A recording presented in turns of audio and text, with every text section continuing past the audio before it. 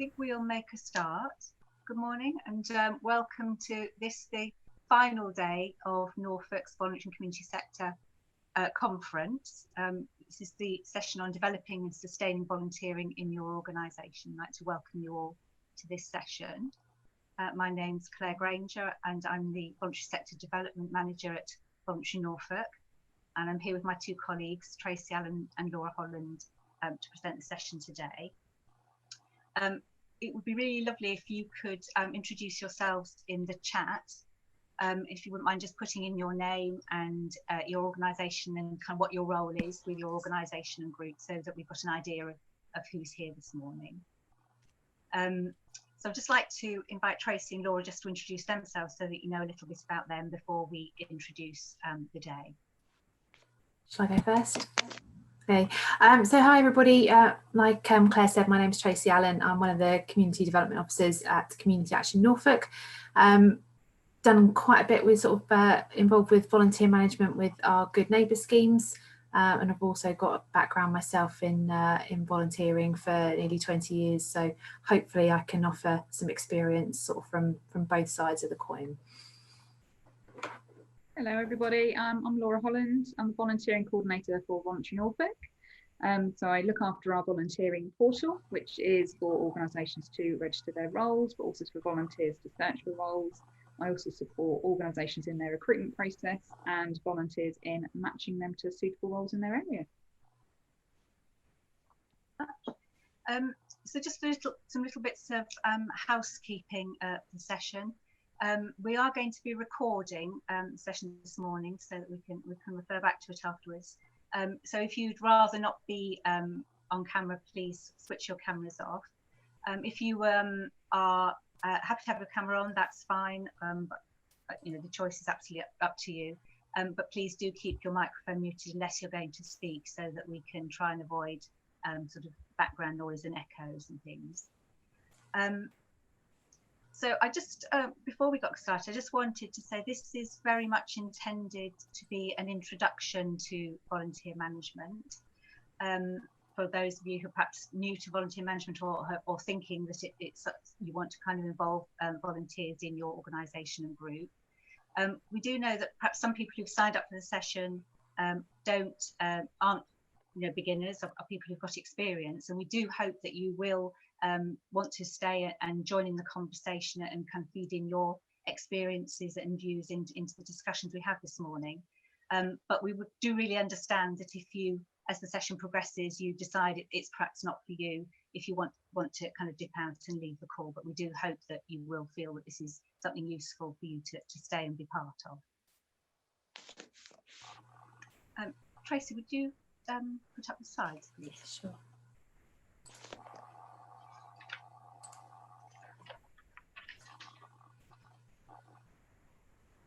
Get onto the programme.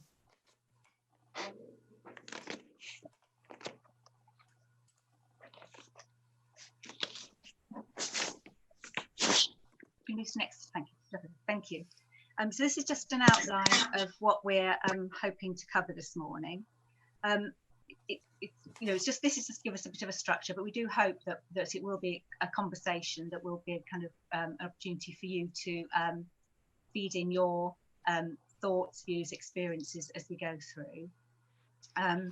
So please feel free to put in comments on the chat as we go through. We'll all be monitoring that, and we'll be kind of making sure that any points or questions that you raise will either feed into the form of Q&A or we'll pick them up as we go along.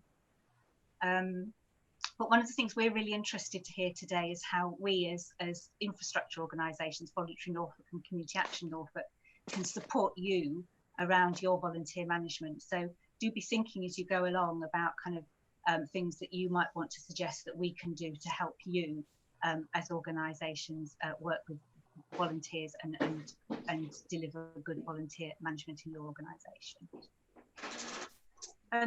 So we thought that a good way to start the session might be to have a look at an example of volunteer management in practice, and what better way to do that than to look at a TED film. So I'd just like to show you a short film to kind of get us started into thinking about what good volunteer management might look like. Pretty early to get in on any action. I remember my first fire. I was the second volunteer on the scene, so there was a pretty good chance I was going to get in. Still, it was a real foot race against the other volunteers to get to the captain in charge to find out what our assignments would be. When I found the captain, he was having a very engaging conversation with the homeowner, who was surely having one of the worst days of her life. Here it was, the middle of the night. She was standing outside in the pouring rain, under an umbrella, in her pajamas, barefoot, while her house was in flames. The other volunteer who had arrived just before me, let's call him Lex Luthor, got to the captain first and was asked to go inside and save the homeowner's dog. The dog! Oh, I was stunned with jealousy. Here was some lawyer or money manager who for the rest of his life gets to tell people that he went into a burning building to save a living creature. Just because he beat me by 5 seconds. Well, I was next. The captain waved me over. Said, Bezos, I need you to go into the house. I need you to go upstairs, past the fire, and I need you to get this woman a pair of shoes. I swear. So, not exactly what I was hoping for, but off I went. Up the stairs, down the hall, past the real firefighters who were pretty much done putting out the fire at this point, into the master bedroom to get a pair of shoes. Now, I know what you're thinking, but I'm no hero.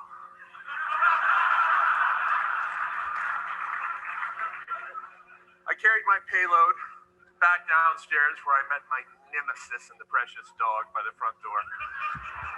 We took our treasures outside to the homeowner where, not surprisingly, his received much more attention than did mine. A few weeks later, the department received a letter from the homeowner thanking us for the valiant effort displayed in saving her home.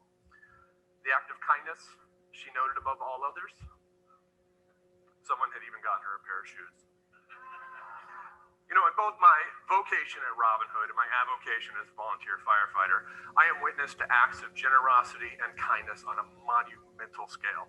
But I'm also witness to acts of grace and courage on an individual basis.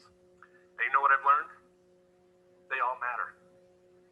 So as I look around this room at people who either have achieved or are on their way to achieving remarkable levels of success, I would offer this reminder. Don't wait. Don't wait until you make your first million to make a difference in somebody's life. If you have something to give it now. Serve food at a soup kitchen, clean up a neighborhood park, be a mentor. Not every day is going to offer us a chance to save somebody's life, but every day offers us an opportunity to affect one. So get in the game. Save the shoes. Thank you.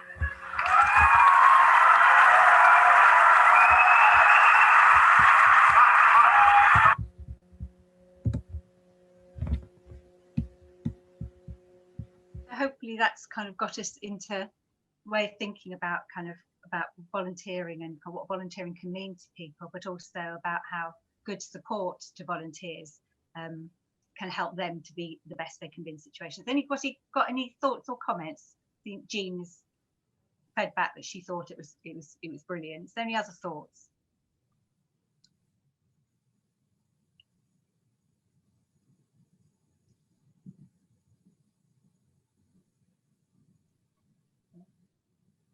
Okay, thank you for that. We're going to now move on, and we wanted to just get some thoughts from yourselves before we gave you our thoughts, and we're going to collect together your thoughts about what we should have in place when we're working with volunteers. So what should we as organisations and groups have in place if we're going to be involving volunteers in our activities? So we're going to have a go at trying to use the virtual whiteboard to collect all of your thoughts together. Now I think probably both maybe to put comments in the chat, or if any of you wanted to switch off your microphones and call out your thoughts. We'll see how we get on with this, what kind of works better. Laura and Tracy, I think, are going to look after the whiteboard. So we're going to put that up on the screen. So the question really is, what from your your thoughts and perspectives would be the main things that as organisations and groups we need to have in place in order to work well with volunteers. And hopefully Laura or Tracy will put up the whiteboard and we can get going.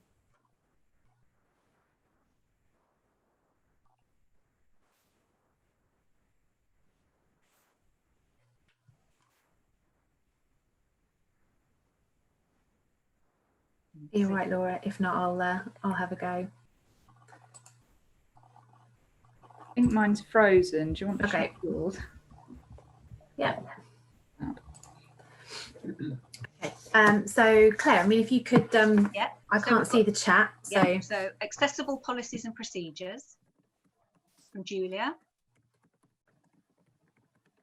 Laura's saying clear policies and boundaries.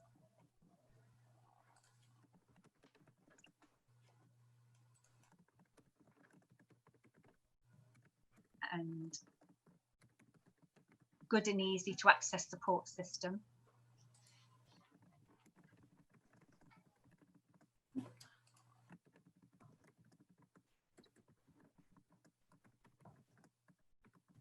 my spelling comes through all right. I'm just suddenly looking at this right. thinking, oh. From Julia, definition of roles and responsibilities.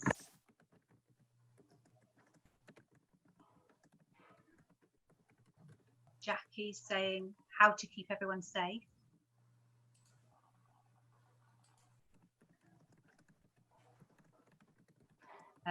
Natalie saying, can I speak when you're ready to?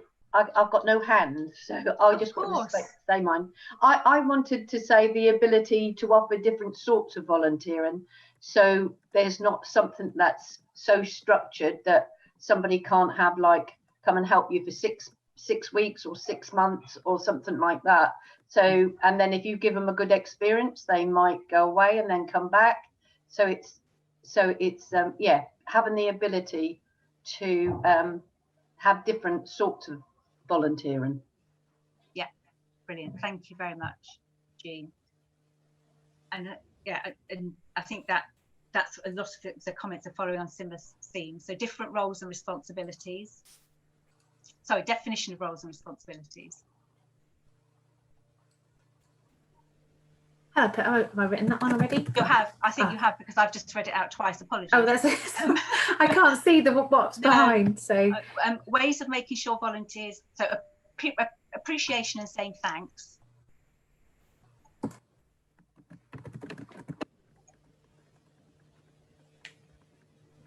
An effective way to manage requests for help. From Jackie. Rachel, training and learning, and Jones also said training. What your organisation's about, what's expected of volunteers, access to policies and support mechanisms. So I think lots of training, information and induction, simple induction. From Jane. Tina says making training and engagement fun.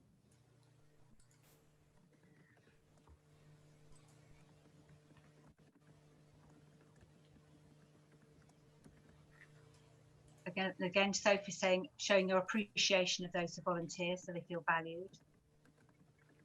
Jean being open.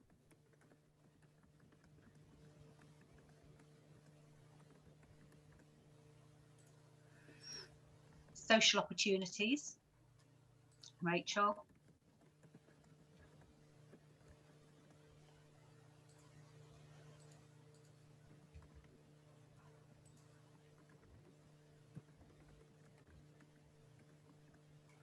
Jackie saying shared values.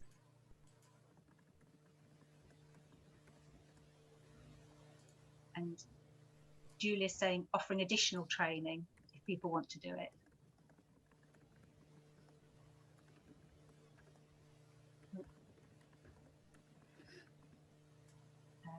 And Jane's added in data protection.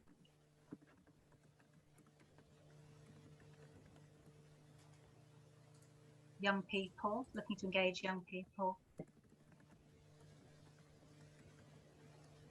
Different ways of helping, different styles of volunteering, which I think has come up, similarly before, Jackie, and online training and support.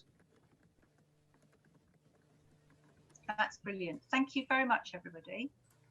I'm sure there's more thoughts, but it would be good to have any additional thoughts on what people have put up.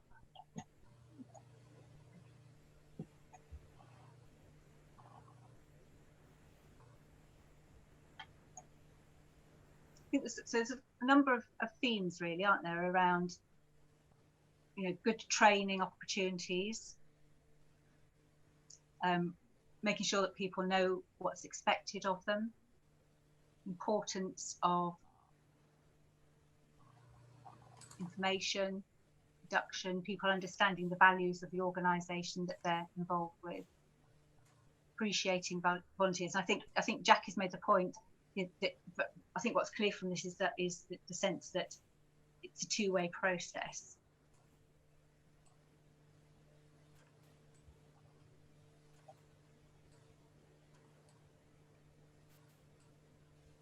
So yeah, supervision is coming from Julia.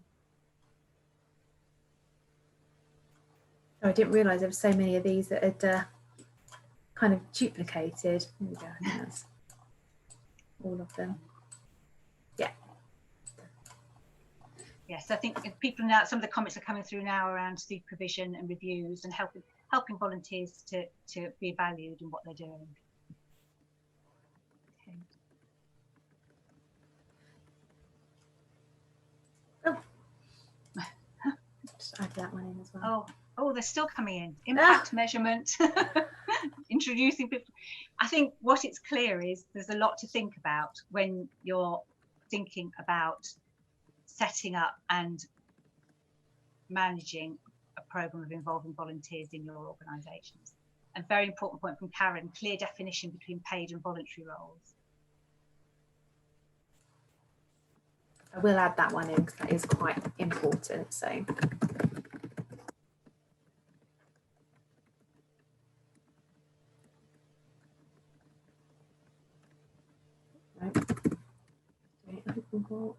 Okay, I wasn't. Oh yeah, we're there now with the spellings.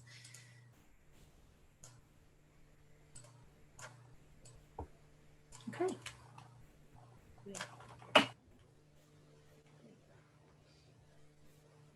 So thank you very much, everybody. I think that's given us a kind of really good starting point in terms of thinking about what it is that we need to be thinking about. And I suppose just looking at this board, we realise there's a lot to think about when thinking about taking on volunteering as part of what your organisation offers. So I think, Tracy, is this a good opportunity to sort of move into your presentation? Yeah, brilliant. Let me just bring up my screen.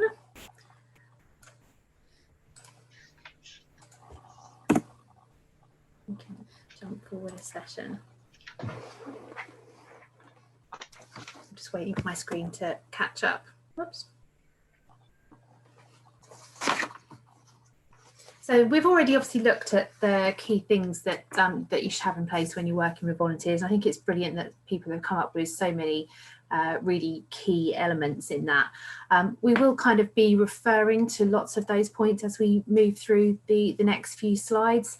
And like Claire mentioned at the beginning, this is very much an introduction to volunteer management. So we're not going to be able to go into a huge amount of detail on some of these items, but it will at least hopefully give you a bit of a framework in terms of how to manage your volunteers effectively.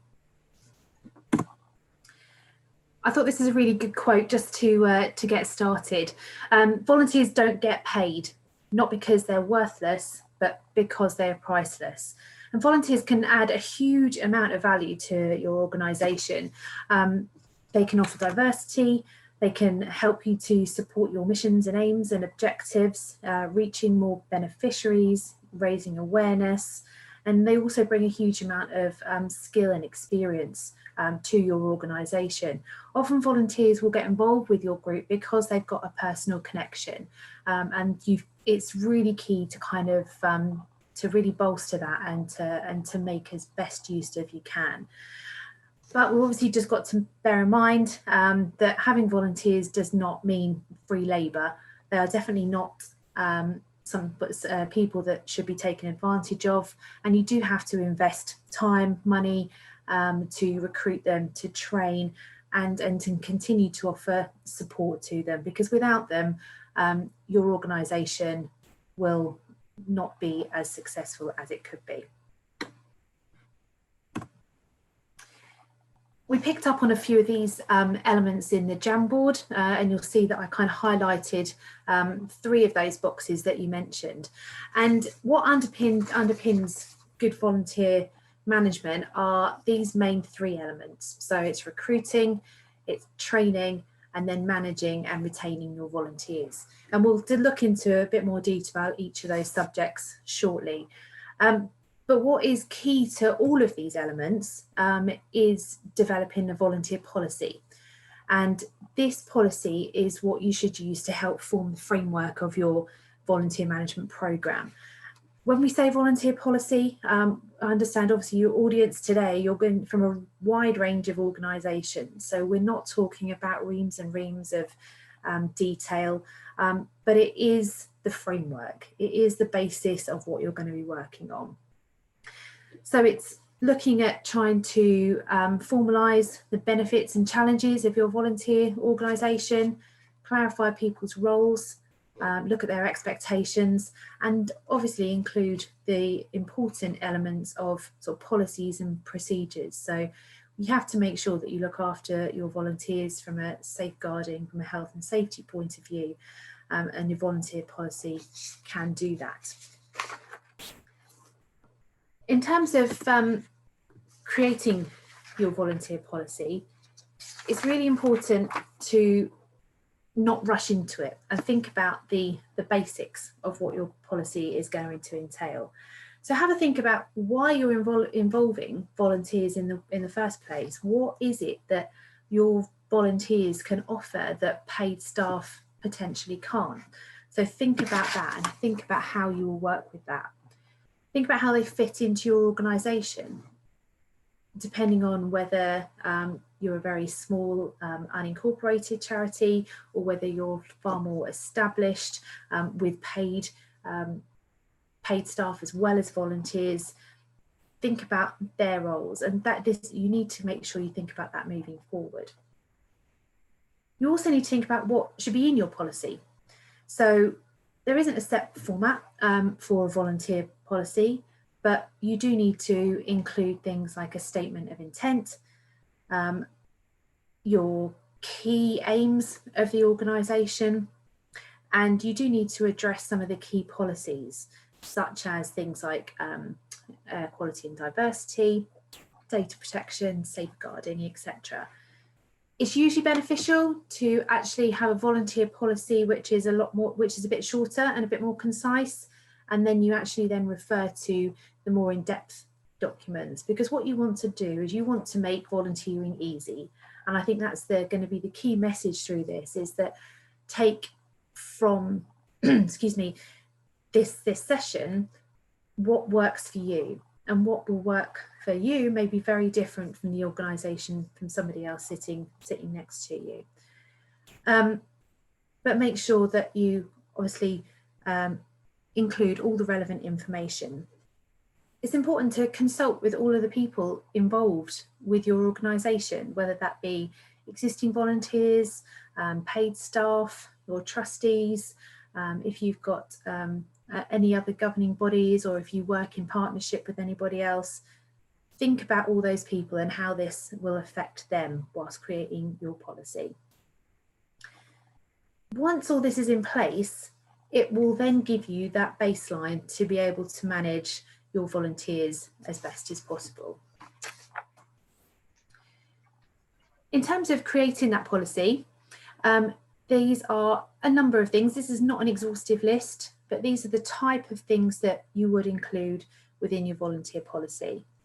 So things like into your general introduction to the charity, your recruitment policy, your equal opportunities and diversity, induction training, expenses, supervision and support, insurance, health and safety, grievance and disciplinary procedures, confidentiality. And obviously from here, you'll look at this and think, well, that very much sounds like a business contract, like a policy you'd have within a business. But remember, you cannot treat volunteers as employees. You mustn't use employee terminology. So these important policies are in place for the safety and well-being of your volunteers and for everybody that they work with. All right, and they will give you the framework to be able to work effectively.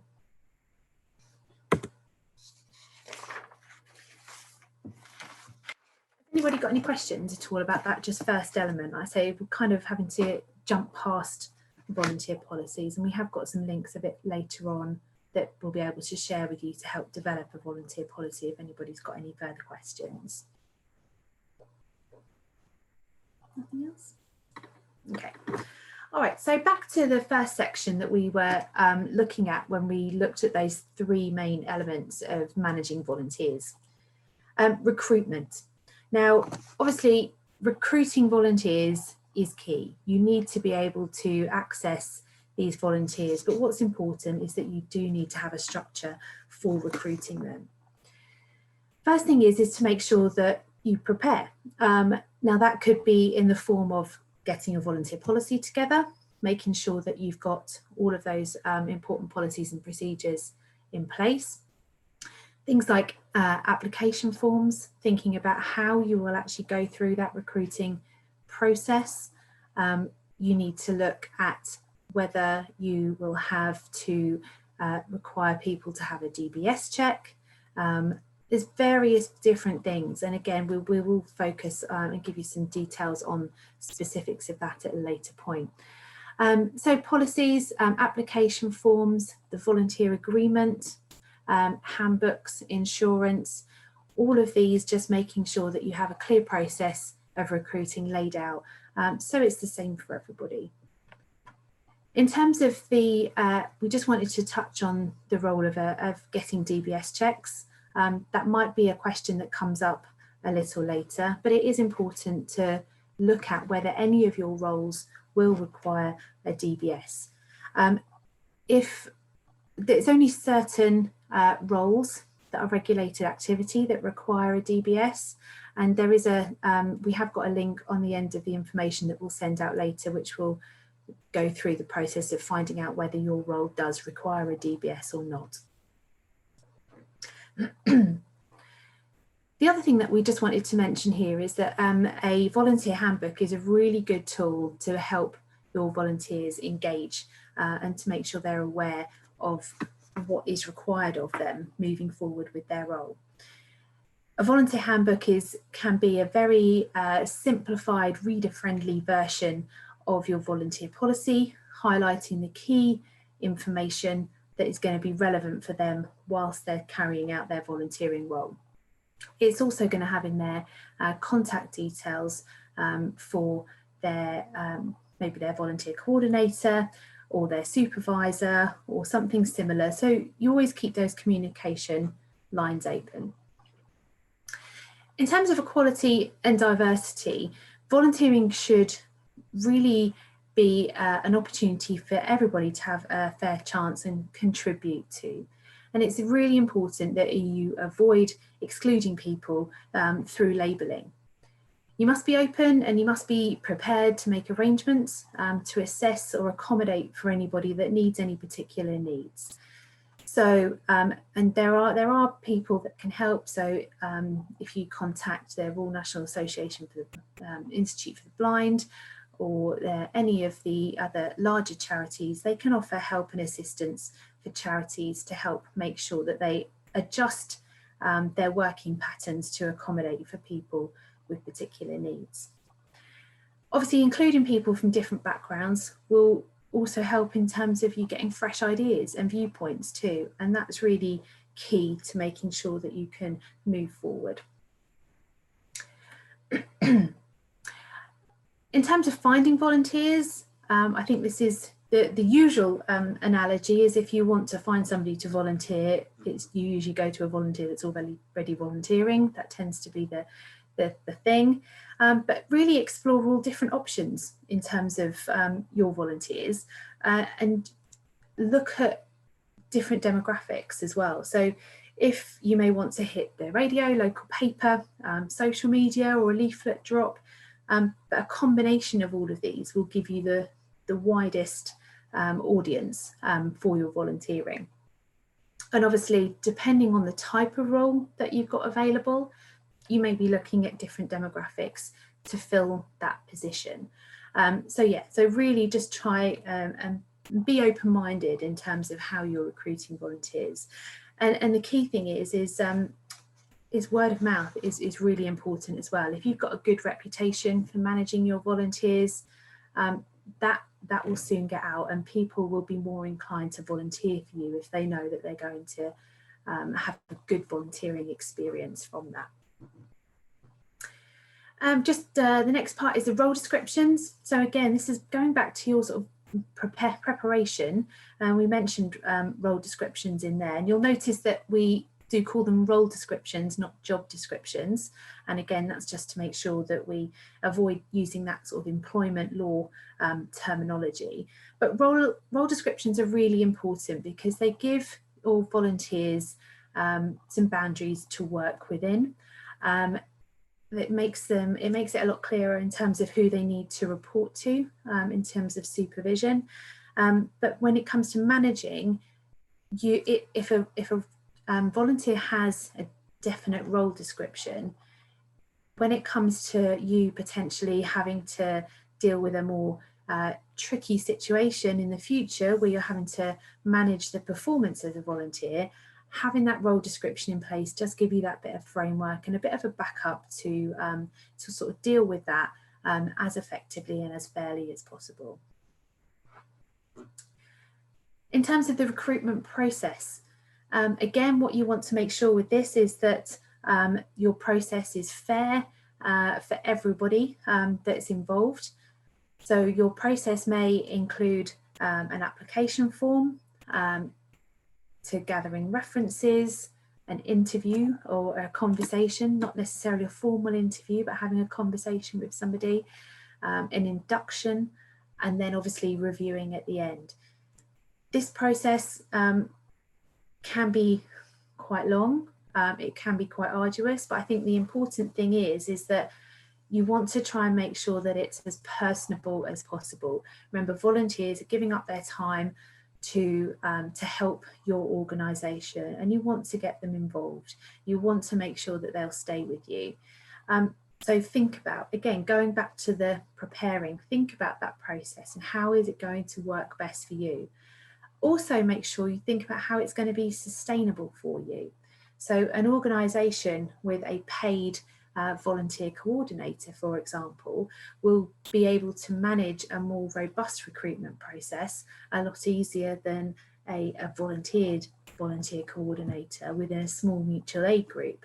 So think about, again, what works for you, what is going to be sustainable, and what is going to make sure that you've done what you need to do to cover yourself, all right, in terms of any potential issues that might come up. Wanted to just mention on this slide as well about engaging with children and young people. Volunteering typically is something that people who have potentially retired or have got sort of more time on their hands are more engaged with. But there are an awful lot of children and young people that want to get involved with helping their community. And from my experience personally, I think it's something that should always be embraced. In terms of the law, people under the age of 16 are classed as vulnerable. So you must take this into account when you're involving them as volunteers. And should you wish to involve them, again, it's always helpful to get some specific advice with how you manage dealing with under 16 volunteers. People over the age of 16 are free to undertake paid work. So if you're referring to child protection, and obviously that will come up if you're having to think about getting DBS checks for people, this is usually assumed for under 16s, although you do need to make sure that anybody under 18 have got the correct procedures in place to support them. Before I move on, is there any questions from anybody? Claire, anything in the chat at all that anyone wants to address at this point?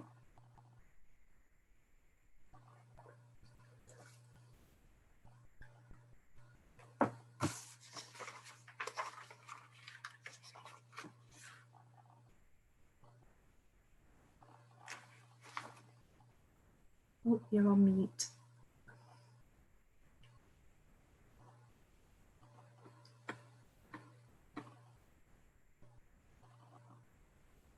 You're on mute, Claire, sorry. Is there any questions? Apologies. No, I you're can't right. see the screen when I'm looking at the chat, so I've lost Oh, track that's of all where I right. was. Sorry. I don't want to keep carrying on if people have got any Thank you. particular Thank you, questions everybody, or for letting me know. Yeah, Tina, do you want to just come on the mic and just talk through your point? Yes, because what I've written is gibberish a bit. I just it's worth noting that young people need, if they're doing Duke of Edinburgh or National Citizen Services, maybe I think even through the Prince's Trust, they sometimes need a volunteering element to fulfil. So that's always worth noting. Been difficult through COVID, I think, anyone doing D&V and things, but yeah, they actually have to do volunteering as part of their requirements. Yeah, they do, and the young people I work with in my volunteering role, obviously we're involved with the Duke of Edinburgh scheme, and it's a huge pool of people to get involved. From a D&V assessor's point of view, you do need to make sure that you then have got somebody supervising them at all times, because they do need to have their Duke of Edinburgh volunteering element signed off by a volunteer. But yeah, that's definitely an opportunity for organisations to approach, especially schools and other youth organisations that are offering the Duke of Edinburgh award, and they can give you some advice in terms of managing that as well. Yeah, but I've also done quite a bit of training with Young Minds about involving young people. And something they can say why I put in the fun element is, but also that, you know, you can offer them other things like building their CV and so they get something back that's going to build their experiences in life. So it's that feedback. And young people are really poor, so, you know, they can't necessarily access doing volunteering if they're from a poorer background or just rural. In Norfolk, transport's a huge issue, so just to bear in mind when you're trying to bring young people on board. But they're incredibly valuable. Absolutely. If you want that true diversity there. Yeah. So no, I 100% agree with you with that, and there's a couple of points there I think are quite important. First off, obviously you mentioned about the sort of people not affording to be able to volunteer, and that's a really important element, and that's not necessarily just for young people.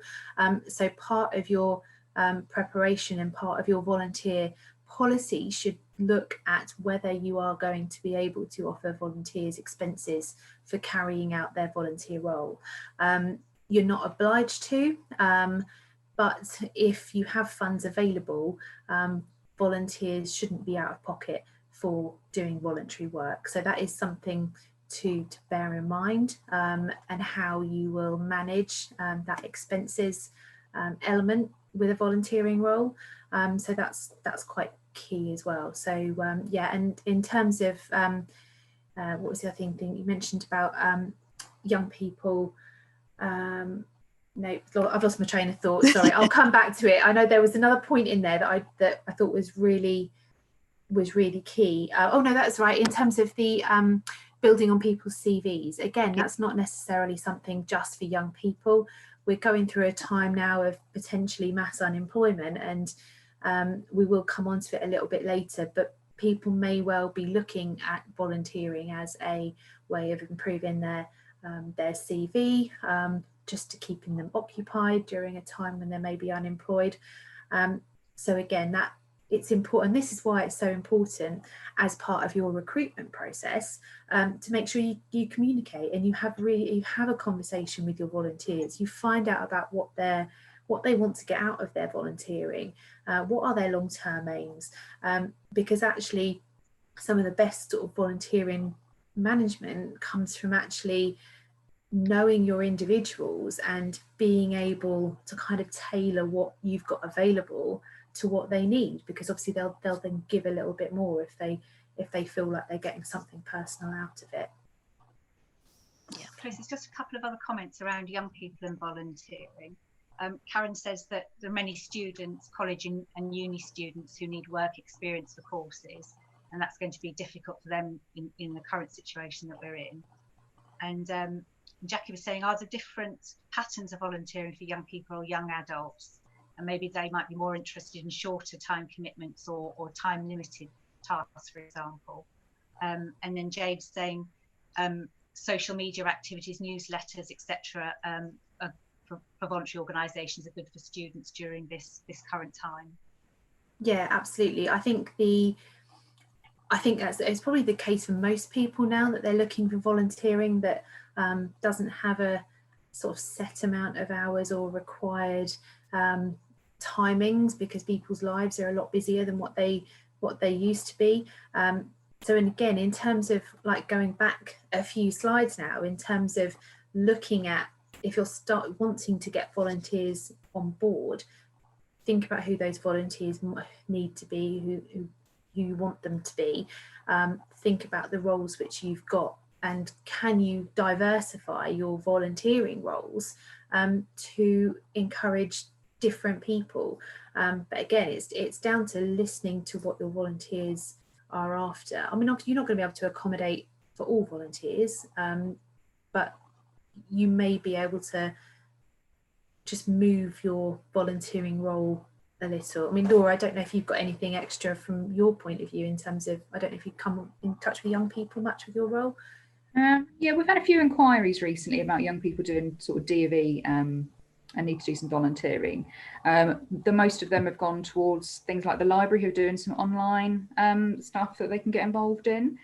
The other thing to bear in mind, depending on the age of the volunteers, is the actual times that they're allowed to volunteer.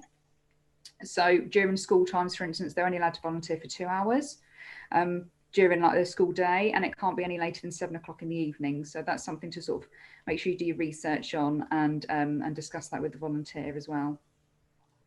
I also think sometimes a blocker is, for some organisations, the responsibility with young people, if they're under 18, with the whole different realm of safeguarding and needing different policies if you've got young volunteers.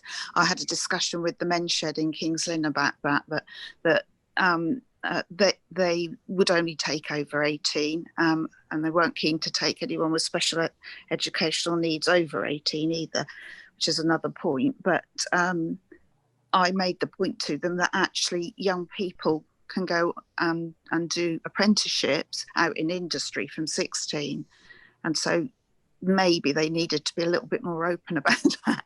But it was that whole safeguarding realm that really kind of put them off that idea.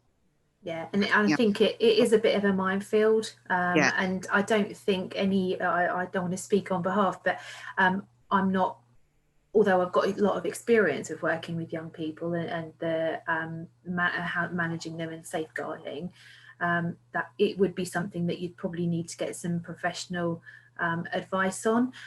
All I would say, it's a lot about risk management. So it's actually looking at what is the activity.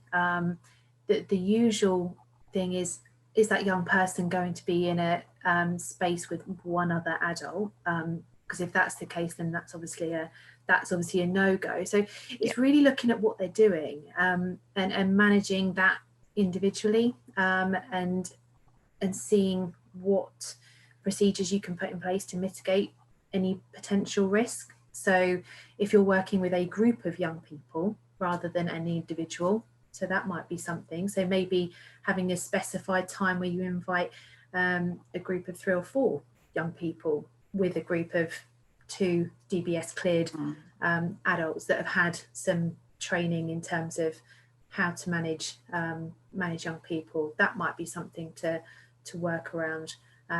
So yeah, it's a bit of a minefield. We probably haven't got time to talk about it in too much detail here, but I think again we're all here, and sort of a combination of advice from all of us might be useful for you to move that forward a bit.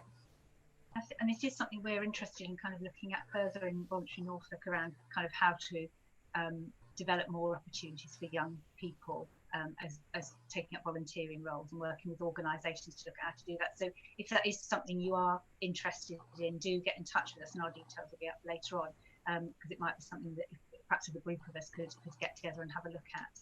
And just a couple of things that people might be interested in. Simone has said that her organisation has a youth advisory board, which offers a range of options for young people to take part in. That's Your Own Place, isn't it? And Rachel says UEA are looking for work placements for undergraduate students, a 10-day project, and that might be another way of getting people involved for a short period of time.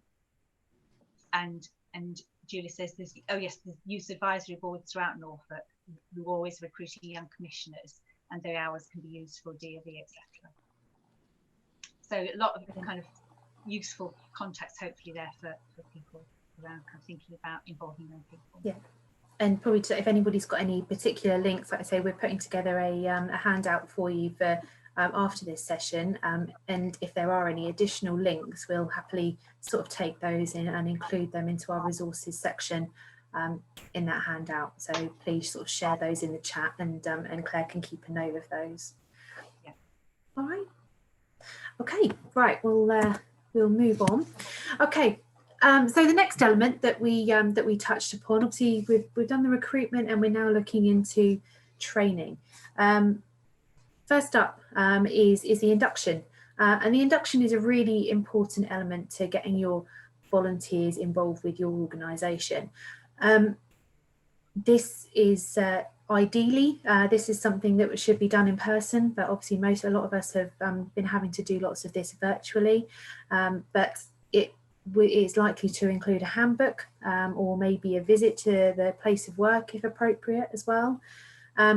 You should be looking at including sort of some orientation, obviously of your place of work and the people that you're going to be working with, introductions to sort of maybe paid staff or any sort of trustees, reviewing the role with the individual. So obviously as part of your recruitment process, you should have already looked at what particular skills that volunteer have got, or if they need any particular support. But your induction is another time to just review the role and to make sure that the volunteer understands what they need to do. Again, important to look at the policies and procedures, and to make sure that there is an understanding of what people should do. Obviously, it's really important, we keep saying it before, but the health and safety of your volunteers is paramount. So it is important that you make sure you go through your policies and procedures, and they're aware of who to turn to should they have any questions. In terms of risk management, it's important that you assess any associated risks to your volunteers or anybody that's going to be affected by the activity that you're taking part in. Written risk assessments should be created, but this is it's more of an administrative. The actual risk assessment itself is an administrative tick in the box that you've assessed a situation and you're dealing with those risks appropriately. When dealing with volunteers, it may be pertinent to actually take that risk assessment and convert it into a more reader-friendly type document or resource. So something like a tick list or that type of thing may be more appropriate for the individual. In terms of appropriate training and supervision, all right, it's really important that, again, if there's any risk to any health and safety, that all volunteers have appropriate training and they have an opportunity to make sure they speak to their volunteer coordinator or to their supervisor to make sure that everything is being done correctly. The other thing to think about with risk management is if any of your volunteers need any particular safety equipment to carry out that role, your organisation must supply that. Okay, so that might be something for you to consider as well in terms of when you're going back to your preparing your policy, thinking about what you need to provide for that volunteer to be able to, for them to complete that that element safely. Effective and appropriate training.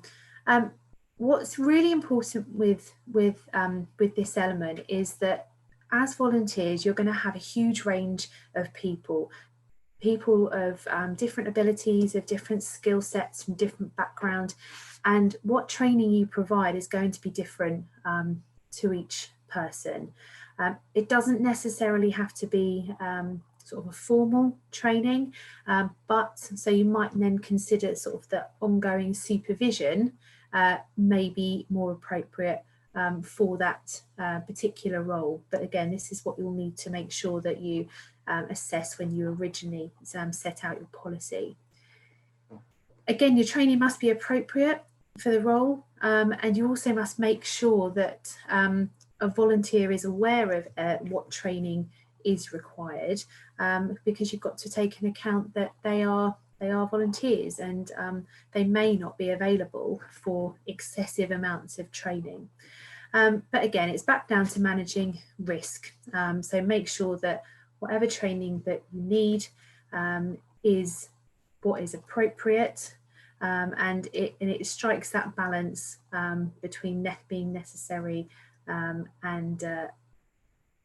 lost the words. So yeah, so that's that element. Excuse me. And we touched upon it earlier. Volunteering is a route into work. I think it was Tina that mentioned about people building on their CVs, and this is really important. And again, if you can have that conversation with your volunteer beforehand, they're trained, and you may be able to offer them some training opportunities which will help them in the future. But I think the important thing to mention is that what you don't want to do is for a volunteer to become coming onto your organisation, picking up every training opportunity that they can, but then they're sort of growing their volunteering role. So again, it's a balance between what you need as an organisation and what the volunteer needs. And if you can strike up that happy medium between the two, you should be able to have a happy volunteer and a happy organisation as well.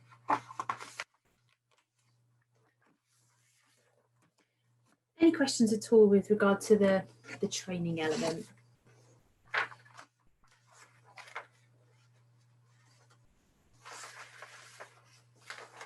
All good. I'll presume that there's no other questions then on that element. Okay.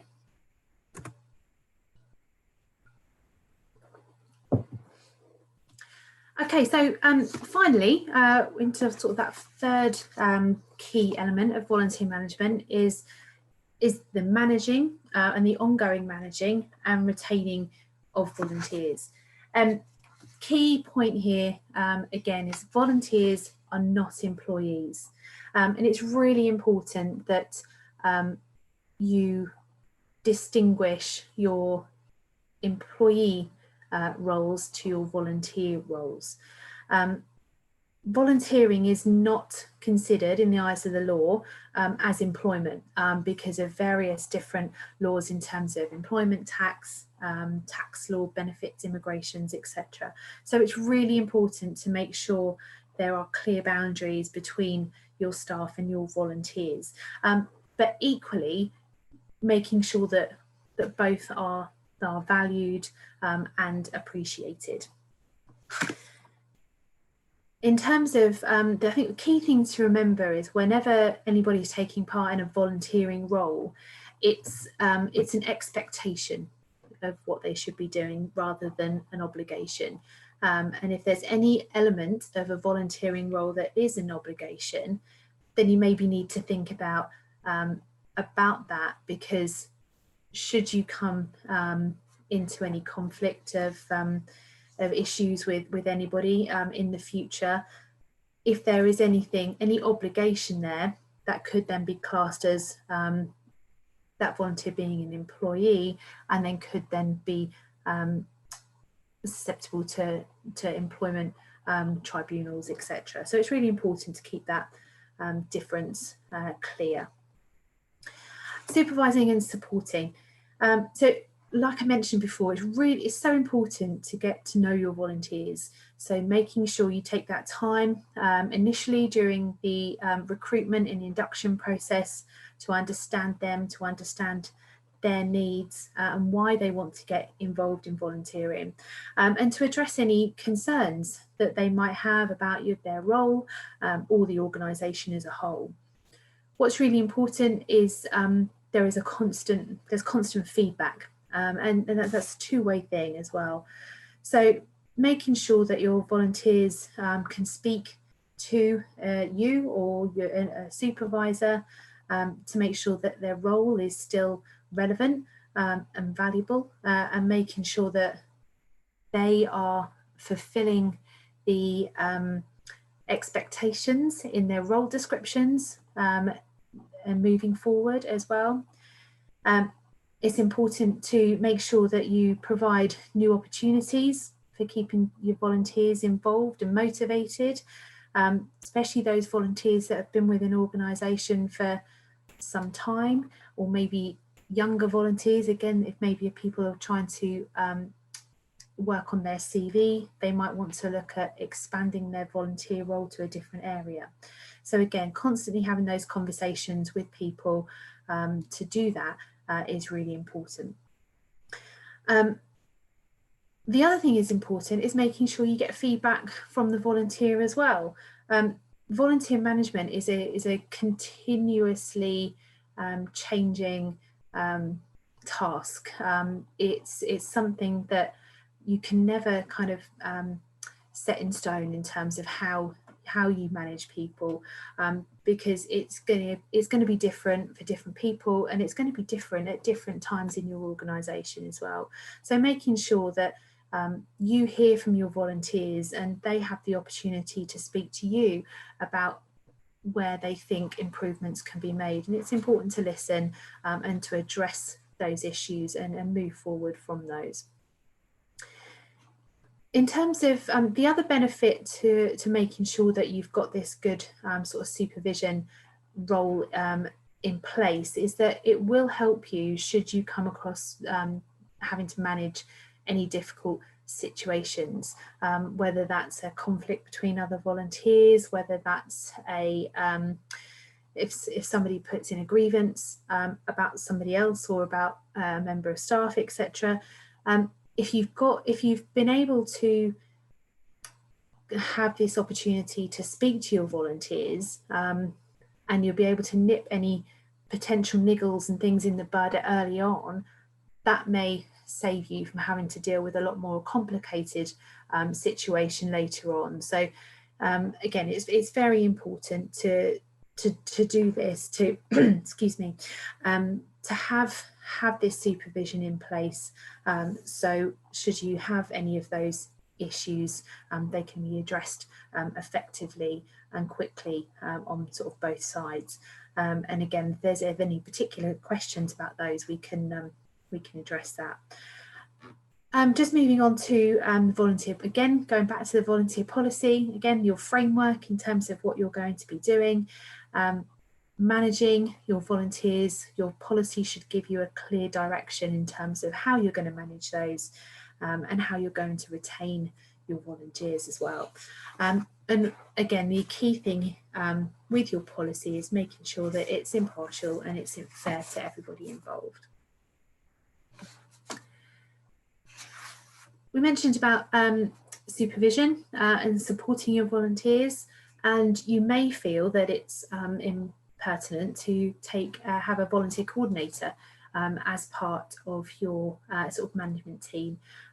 This potentially could be a paid role in an organisation, but even in a small grassroots organisation, so such as sort of the Good Neighbour schemes that I help support, it's really important to have that key person, that main point of contact for volunteers to help manage your activity. Volunteer coordinators are sort of central to an organisation's success, really, in recruiting and retaining volunteers and to help deliver your objectives. And what they have the ability to do is to really be at the forefront of communicating your vision and the objectives of the organisation to volunteers. They tend to be the ones that know the volunteers personally, knows what motivates them, knows how to get the best out of them. And they're also somebody that can be that great kind of conduit between you and sort of and your volunteers, and you can help them to move into roles that they need and that they require and that the organisation requires them to be involved in as well. Recognition and reward, I think, is one of the absolute key things. Volunteers will not carry on within organisation if they don't feel excuse me, valued and appreciated. So it's really, really important to make sure that you are telling them that they're doing a great job, and you're asking them for feedback and developments and getting them involved with your organisation so they really feel part of the bigger picture, part of the family of the organisation. Recognition award doesn't have to be formal. You can look at doing sort of long service certificates and accreditations, and maybe inviting volunteers to a sort of a tea and cake morning and that sort of thing. It can be as simple as a thank you and making sure that you're thanking people for their efforts, for their time. One good thing for groups to do is to make use of sort of national activities. So Volunteers Week always happens at the first week of June, and that's a really good focal point to bring together your volunteers, to engage with them and to show all the good work that they're doing. But equally, a Christmas card or a birthday card or any sort of thank you is equally important, because without that, they will not feel like they are part of your organisation and they won't want to continue. Just in terms of retaining your volunteers, it's not mentioned on the screen, but obviously retaining your volunteers is key. If you're an organisation investing money and time into recruiting them, inducting them, getting them involved, paying them to do some training, you want to keep them. So once you've recruited them, you want to make sure they stay. And a part of the supervision role, obviously, that we spoke about earlier, is to make sure that their role is interesting and varied, and making sure that that's what they want from their role. So it might be an opportunity to ask a volunteer to look at practicing an existing skill or to learn something new. Trying to get them to meet new people might be an opportunity to make them feel like they're part of something bigger. We spoke about it earlier, but if you've spoken to them and they've got a particular need, making sure that you address that promptly and effectively will give them confidence, will give your volunteer confidence in your organisation, and will make them feel that they are happy to stay. Should a volunteer decide to leave, and in some organisations there's a very high turnover in terms of volunteers, but work with them, I think it's inevitable that volunteers do not have a particularly long shelf life in some organisations, but make sure you have an exit interview. Make sure you have a conversation with that person and work out, has there been any particular problems that could have been dealt with earlier, which might have addressed the situation. Alternatively as well, wishing them well in their further activity is really important. So yeah, lots of things to think about there. That's kind of the very quick and sort of overview of those three key elements. But key things really to take away is that the three elements of recruiting, training, and managing and retaining your volunteers are the key elements, and some sort of volunteer policy, some sort of framework will set you up for a lot more of a successful volunteer programme within your organisation. Tracy, we've got a couple of good questions that come through on the chat. One of which is there a way to inform people who want to volunteer and are out of work, how that works with their benefits, and could that be a barrier? I would have to find out about that question. I know with Universal Credit at the moment, if you've got a job seekers agreement that says you're supposed to be looking for work for say 30 hours a week, you're allowed to volunteer for 50% of that time, and that will count towards your looking for work. You can do more, it won't affect your benefits, but it doesn't count towards that job search. So you'd do 15 hours of volunteering, for instance, and then 15 hours of your job search and your applications and such like. So that's all I know on that part of it. But obviously we can find out some more and get it all pinged out. I think there's definitely some information on that on the government volunteering site that we've got on the resources list, so we can make sure that that's shared. Yeah, definitely. And there was another one from Jean. It says, could the coordinator be shared by charities, maybe like a hub? Yeah, absolutely. I mean, there's obviously we work quite closely with Merchants Place in Cromer, and they've sort of got a volunteer role there, which help coordinate lots of different organisations, and yeah, absolutely. I mean, I think collaboration is a really important tool with volunteering. You should never really be in it without understanding what other organisations are in your area. So yeah, I think as long as there's a clear terms of reference for that for the individual who's doing that role, then yeah, there's absolutely no reason why they can't look at doing more. Thank you. And we just had another one pop up from Sophie Berry. She said, so many volunteers came out of the woodwork in response to the pandemic, which was amazing to see. The challenge seems to have been around these volunteers who were retained, as perhaps they've returned to work or they've gone, their normal life has somehow resumed. Be interesting to hear if any organisations who did see the surge in volunteer sign-ups were able to retain those volunteers who joined their organisation during the pandemic. So I think I can probably comment from a Good Neighbour Scheme point of view, is that we had an awful lot of volunteers sign up for those type of schemes during the original lockdown. And quite a few of those have actually been able to retain some of their volunteers, but that's mainly due to the nature of that type of volunteering in that it's very much, you can dip in and out depending on your availability. So a lot of the time, just for example, on a Good Neighbour Scheme, if a request comes in for help for somebody to go and grab their shopping, it's sent out to potentially a group of volunteers, and you pick and choose whether you're able to do it. So again, we talked about kind of looking at different types of volunteering and different roles, and I think again, retaining sort of those initial people that we kind of caught in the lockdown is very much dependent on the type of role that you're offering. And if people can sort of pick and choose when they can volunteer to an extent, I mean, obviously you still need to manage it, but if there is a bit of flexibility in terms of what they can do, that definitely helps in terms of retaining. But also going back to that, I think somebody mentioned when we did the original Jamboard about actually making volunteering be a social element. People get involved with volunteering because they want to be part of something else, to meet new people.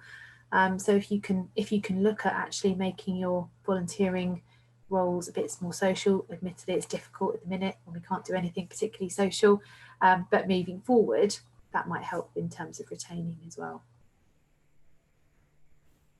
I'm going to stop us there. Thank you very much, Tracy, and thank you very much for everybody for your questions and contributions. We are going to stay on after 11:30 if anybody wants to carry on talking, asking questions or whatever. But we've just got a little bit more of kind of the session to do before 11:30. So do stay on afterwards if you'd like to carry on the conversation or have any more questions that you'd like to ask.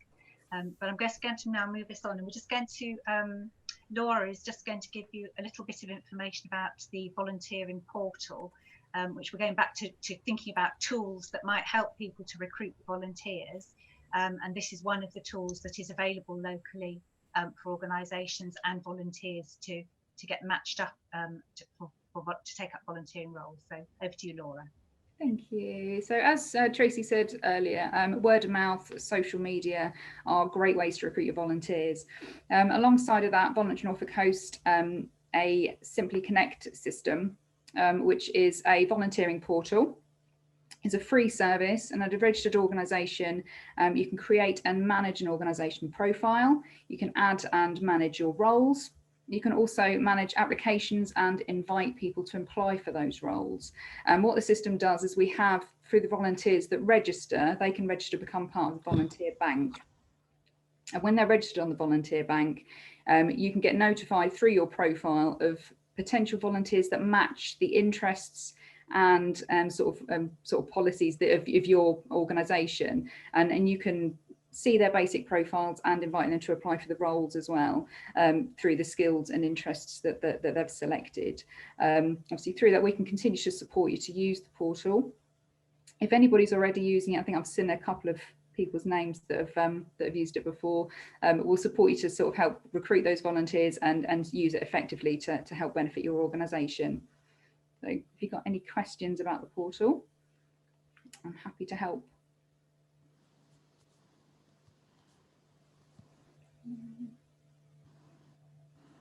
Well, and again,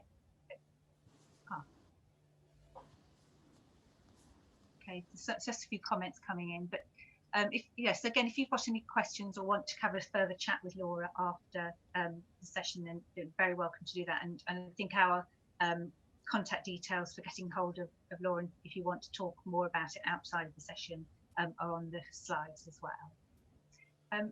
Tracy, did you want to just talk a little bit about the work you do supporting Good Neighbour schemes? Yeah, absolutely. I've touched on it a little before, but really just to let people know what we've been developing at Community Action Norfolk. We've been working with Good Neighbour schemes for a number of years now, but what we've been doing over the last year or so is to really try and work on developing those groups as part of a network, and Good Neighbour schemes are community-led voluntary organisations that are based in villages, in towns across the county, offering help and support to people that are lonely, to vulnerable, but also those people who just need a little bit of help, maybe in the home. So the simple idea is that the Good Neighbour scheme holds a central contact details, either by phone or an email address, and anybody that's looking for any help can call into a single number, and a volunteer who has been trained and who has got been sort of DBS checked can come and help somebody with anything from shopping to picking up prescriptions, which has obviously been quite common throughout the lockdown, but out of lockdown, sort of simple DIY, gardening, walking a dog, anything that basically allows that person to live a little bit more independently, and that also may help them reduce the need for them contacting sort of statutory services. And the key thing with this is that it's just to kind of embrace more neighbourliness again.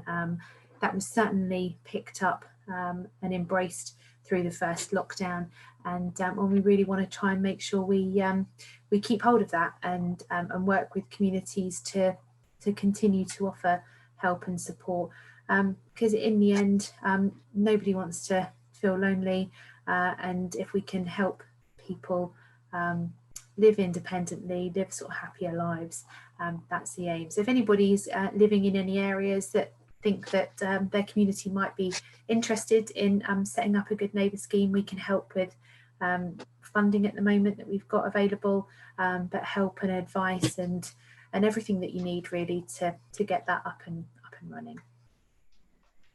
Thank you very much, Tracy.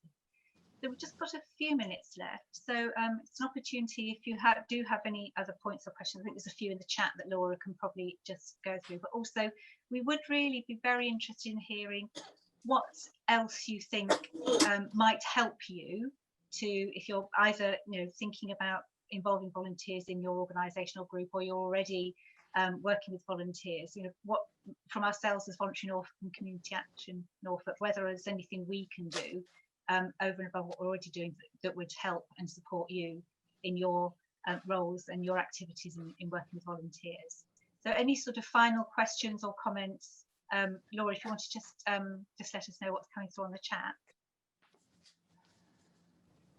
Yeah, we've had a couple of things come through. I think I probably missed one off the top. Jean's put, my village hall committee should be looking at something like this. They had good volunteers that picked and poked to them so much that we left. We're doing an excellent job and we're running the charity from the top up. That's that one. Simone said thank you for the portal. And Jean's got another comment at the bottom here. It says it's great to have good news about lovely people helping other people instead of people who are being abused.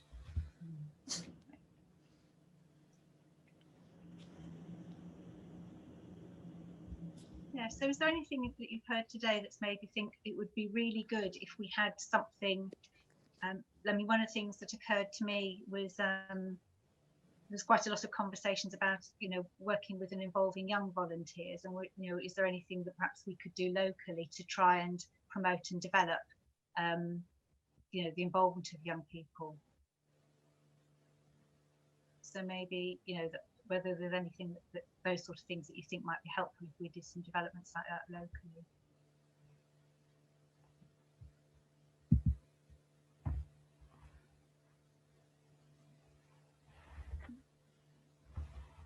Anything else? Any other comments? Tracy or Laura, do you have?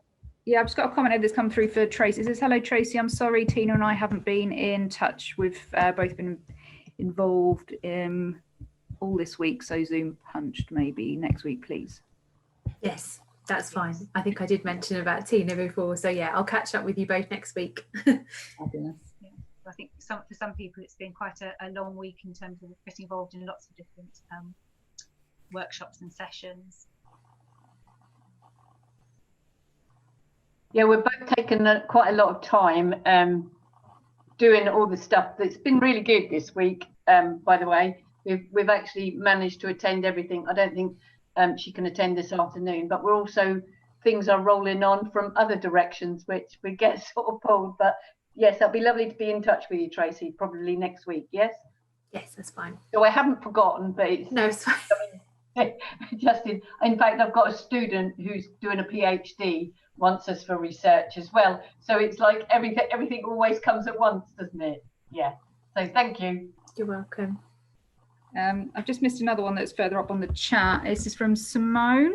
It says, I volunteer with Norwich Food Hub and it's really looking forward to the social aspect. Unfortunately, the COVID put paid to that, but it'd be nice to meet the others hopefully in 2021. If anyone is interested in reducing food waste and feeding people who are in food poverty, do have a look at Norwich Food Hub. It's ad hoc volunteering and only takes an hour.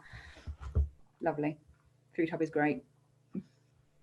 Yeah, and I think Simone's also mentioned that your own place, if your organisation is looking at trying to move your volunteer training online, that they're offering support with that, because I think they've done that with their own training programme, and I think they're very happy to share their learning and experience of that. And an interesting point from Jane Lewis about attracting 30s and 40s into volunteering for long-term sustainability. And I think that's been very interesting. If we look at the profile of the people who came forward to volunteer for the COVID-19 response, the county council did a kind of exercise of looking at kind of what the profile was of people who'd signed up, and they found that, you know, there were more people in their 30s and 40s than perhaps would be regularly signing up for volunteering. So going back to the point that was raised earlier about how to maybe encourage some of those folks to stay involved in different volunteering roles, that might be people who have come for their very first time to volunteering in response to the crisis, but may well hopefully be encouraged and supported to stay on and get involved in other roles. Can I just say, I was lucky to be involved in one of the committees that did run the village hall that were very inclusive, where the previous and the past one has been exclusive. But they actually, what they did is, I wanted to help them behind the bar or as a waitress, because they had weddings and stuff, but I didn't want to turn up every Tuesday night. So, you know, so whenever they were having a wedding or a birthday, they would have a list of people to ask, and that would be something I would actually come to. And also, talking about the 30 or 40-year-olds, they're obviously very busy bringing up their children, and I know the people next door were going to organise like a cocktail evening, because that's their scene, if you know what I mean. So I think you can involve, but I think it's got to be for something that's probably shorter term rather than a constant thing. Yeah. So apologies, Melvin, I think you've got a point you want to make. Well, yeah, I want to say thank you very much to both Laura and Tracy and yourself. I've found this very interesting. Unfortunately, I can't get the chat to work, so I'm a bit lost. And this is the third one of these I've done, and I'm doing the one this afternoon. I've found them all very, very useful, and I shall certainly be talking to some of you as soon as possible. You might be sick and fed up of hearing from me. So thank you very much. I look forward to talking to you, and I will eventually learn how to chat. I was just going to, sorry, Claire, I was just going to, thanks Melvin for that, and if you need anything, get in touch. I was just going to add, in terms of the 30s and 40s volunteering element, kind of going back, I don't think it's necessarily easy for people of those age groups to come direct into volunteering, but I do think this is where it's important to engage with young people, because from my experience, a lot of the people that I volunteer with are within this age group, and we've been involved with the same organisation for many years, but a lot of it is down to a personal connection, because we've been involved with it for such a long time. So obviously it's not going to help right now, but it does sort of, for me, I think this is what it's really important to engage with younger people at an early age, to make sure that volunteering is just part of what they do. And if you can do that, and with good organisation, with good supervision, I think that's what gives sustainability. It is for me personally, and I still get something. I get a huge amount out of my volunteering. So that's sort of, from a personal experience, I think that's all I was just going to offer. Tracy Simone's brought up another good point about encouraging workplaces to allow volunteering during their work time. I know there are some organisations that do that, but to mention that to potential volunteers, to something to investigate, can maybe be how they start into that volunteering route. Yeah, absolutely. I know some of the big companies like Aviva and all that sort of thing actually give their employees time off for volunteering roles. So again, it's really key to do that. And Natalie's also just made a point in the chat about sort of family volunteering. So if your organisation has the type of roles that is family friendly, actually that covers your any issues in terms of working with underage children. Get families involved. I mean, I've done that with my own kids. I've dragged them along, maybe not happily, to different things, but it's kind of instilling that in people. But I think that's a whole national kind of community thing that maybe needs addressing as a sector, that actually getting back into sort of volunteering is not being something that's that's tedious and means there's lots of hoops to jump through.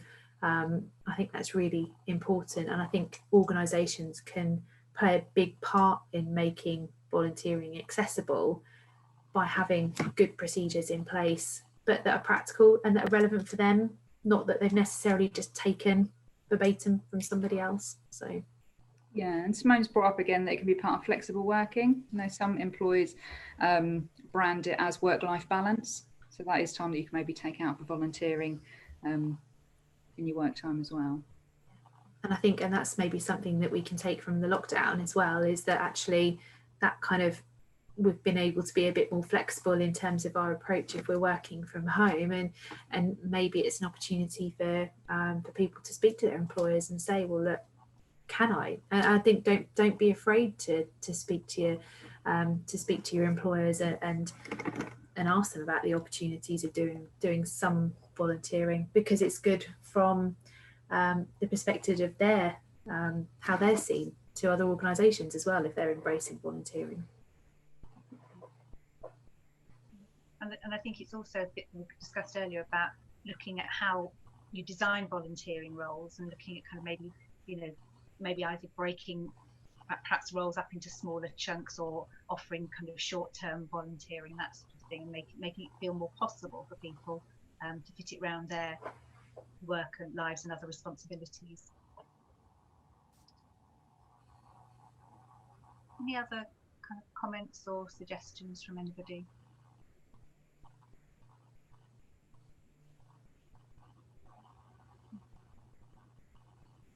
No? Everybody's, I think we've got, just coming towards the end of the session.